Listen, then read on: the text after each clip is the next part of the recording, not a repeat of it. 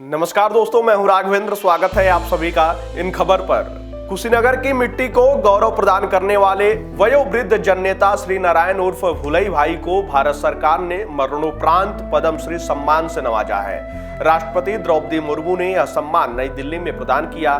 भुलई भाई ने 111 वर्ष तक का जीवन जिया और 60 वर्षों तक सक्रिय राजनीति में रहकर जनसेवा की मिसाल कायम की।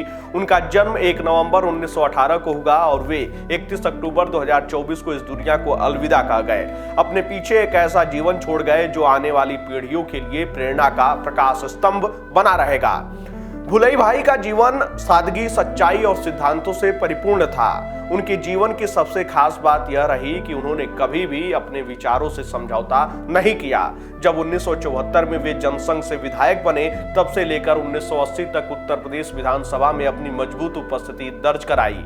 एक प्रसिद्ध प्रसंग में कांग्रेस ने उन्हें क्रॉस वोटिंग के लिए रुपयों से भरी अटैची भेजी थी, लेकिन भुलई भाई न तो बिके न ही झुके। उन्होंने वह अटैची सीधे आरएसएस के द्वितीय सर संघचालक एमएस गोलवलकर और विचारक नानाजी देशमुख को दिखाकर सदन में जाकर सभापति के सामने गैलरी में फेंक दी।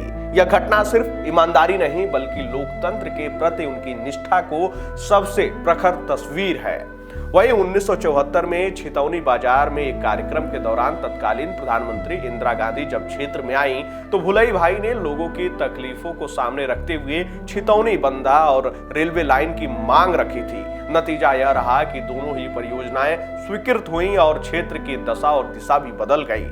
आपातकाल के दौरान वे कई महीनों तक जेल में भी बंद रहे, लेकिन उनके हौसले, विचार और विचारधारा कभी कैद नहीं हुई। राजनीति उनके लिए सिर्फ कुर्सी का खेल नहीं, जनसेवा का यज्ञ था जिसमें वे जीवन भर आहुति देते रहे। भुलई भाई की एक खास पहचान थी केसरिया गमछा, जिसे वो हमेशा धारण करते थे।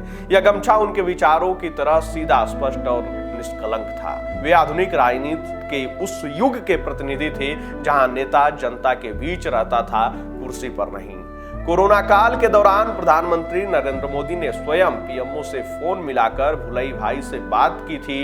यह कोई औपचारिक बातचीत नहीं थी बल्कि एक युग पुरुष को राष्ट्रनायक की ओर से दिया गया सम्मान और अपनापन था। इसके बाद जब पीएम मोदी कुशीनगर आए तो उन्होंने भुलई भाई को एयरपोर्ट पर आमंत्रित कर व्यक्तिगत मुलाकात भी की थी। यह दृश्य उस वक्त मीडिया के सुर्खियों में चर्चा का विषय बना था और जनता के दिलों में घर कर गया। वहीं उत्तर प्रदेश के मुख्यमंत्री योगी आदित्यनाथ ने एक्स पर अपने पोस्ट में लिखा, भुलई भाई जी ने अपने दीर्घ जीवन काल में राजनीति की साधना करते हुए समाज के हित में अपना अमूल्य योगदान दिया। उनको मिला यह सम्मान राष्ट्र सेवा का गौरवशाली प्रमाण है। वहीं इस सम्मान के साथ ही साथ उनके परिजनों में भी खुशी की लहर है।